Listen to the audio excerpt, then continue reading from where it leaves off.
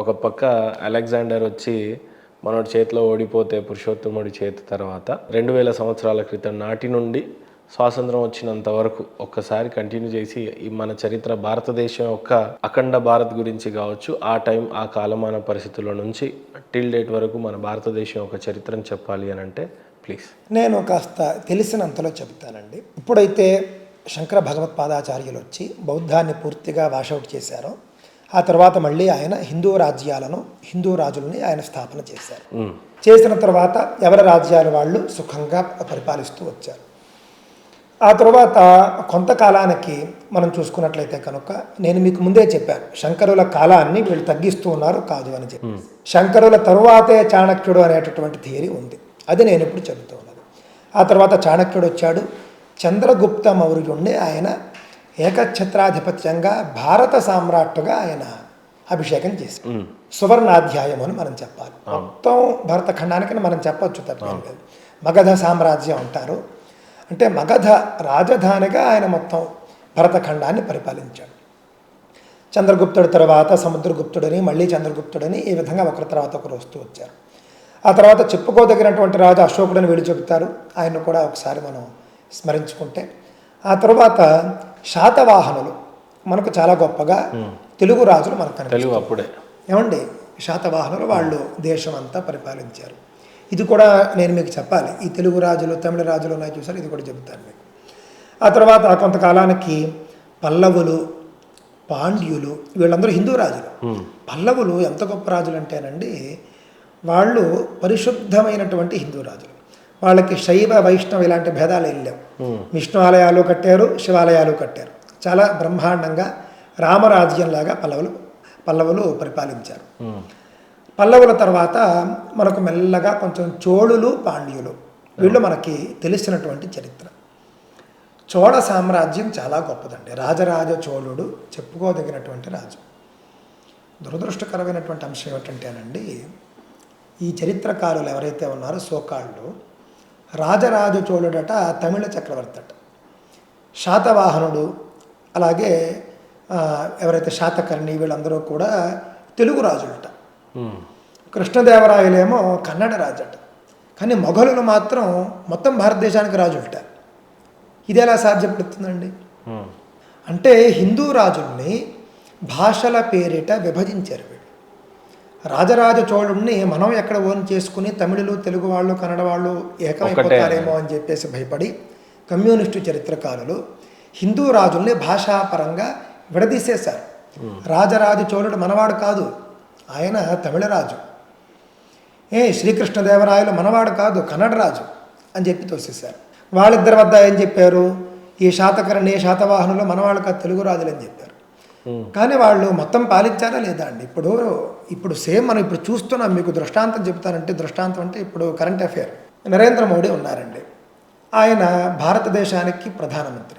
కొంతమంది ఏం చెబుతారండి, గుజరాతీ అలాగే మాట్లాడి దేశం అంతటికీ రాజైనటువంటి వాళ్ళనేమో వీళ్ళు భాషాపరంగా విడదీసి హిందువుల్ని విడదీసి పాలించడం మాత్రం మొత్తం పాలించినప్పటికీ ఆమోదించడం మాత్రం గుజరాతీ రాజులాగా ఆమోదించారు. అంతే కదా. ఇప్పుడు అందరూ మనమంతా ఓట్లేస్తేనే కదా, ఇంది కర్ణాటకలోనే ఓట్లేశారు, తెలంగాణలోనే ఓట్లేశారు. మన తెలుగు రాజు మొత్తాన్ని పాలించాడు, అంతే. అది ఎంత వీళ్ళందరూ హిందూ రాజులు అనేది నా యొక్క పాయింట్, అంతేనండి. రాజరాజ చోళుడు యొక్క గొప్పదనం మనం చెబితే, రాజరాజ చోళుడు చోళరాజ్య వైభవాన్ని గొప్పగా తీసుకెళ్ళాడు.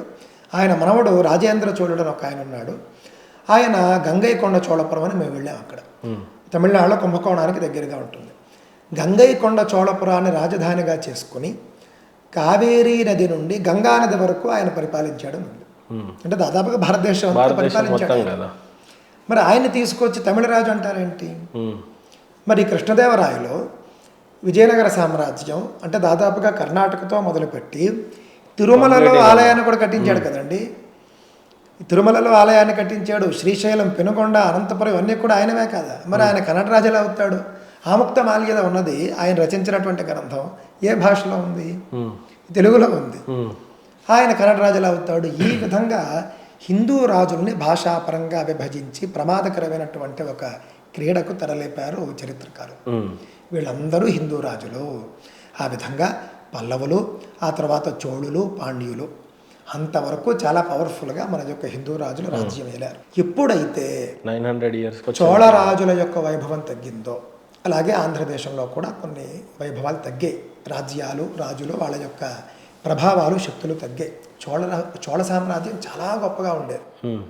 ఆయన రాజేంద్ర చోళుడి ఆయన రాజధానిలో ఆయన భవనం ఇప్పటికే మనకి అవశేషాలు ఉంటాయి అక్కడ. ఆయనకు అప్పట్లోనే అండర్ గ్రౌండ్ సెక్యూరిటీ ఛాంబర్ ఉండేది. ఆయన అండర్ గ్రౌండ్లో ఉండేవాడు. దాన్ని కొంతమంది బయటికి తీశారు. ఆ విధంగా చాలా గొప్పగా ఉండేది. ఆ విధమైనటువంటిది కొంచెం బలహీనపడి రాజ్యాలు మొదటగా చిన్నబోయాయి. మొత్తం రాజ్యం అంటే మొత్తం దేశానికి ఒక రాజు ఉన్నది కాస్త ముక్కలైపోయాయి.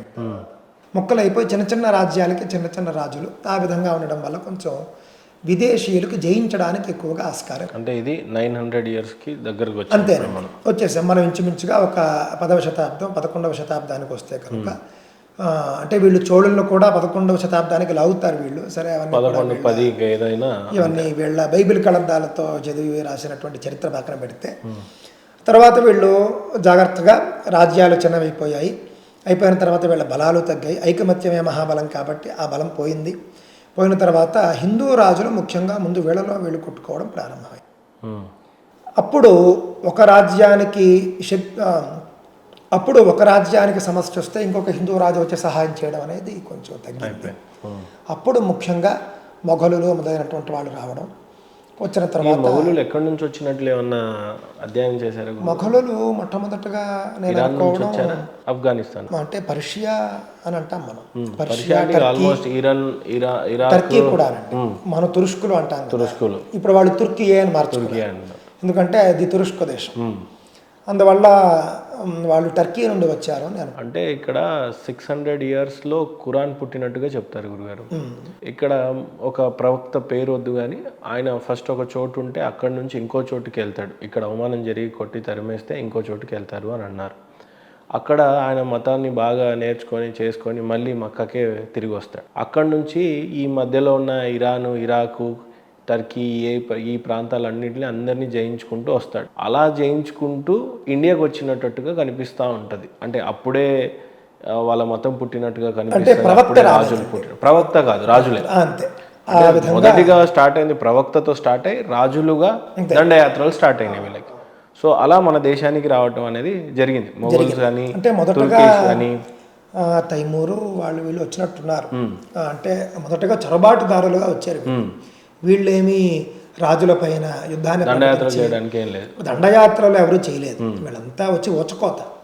యుద్ధ ప్రకటన లేదు, వర్తమానం లేదు, ఏం లేదు. అంటే మన రూల్స్ లేవు, ఇంకా ఏమీ లేదు, సంబంధం లేదు. అంతే ఇంకా రాక్షస సైన్యం లాగా ఓళ్ల మీద పడిపోయారు. పడిపోయి కనిపించిన వాడిని కనిపించినట్టు నరుక్కుంటూ వెళ్ళిపోయారు. ఆ విధంగా వాళ్ళు నిద్రలో ఉన్న వాళ్ళని, అలా ఉన్న వాళ్ళని, ఇలా ఉన్న వాళ్ళని, పరిగెత్తి పారిపోయిన వాళ్ళని అందరినీ కూడా వాళ్ళు చంపుతూ వచ్చి వాళ్ళు ఆ యొక్క సంపదను తీసుకుని వాళ్ళు ఆఫ్ఘనిస్తాన్ వైపు, టర్కీ వైపు అలా కూడా వెళ్ళిపోతూ వచ్చారు.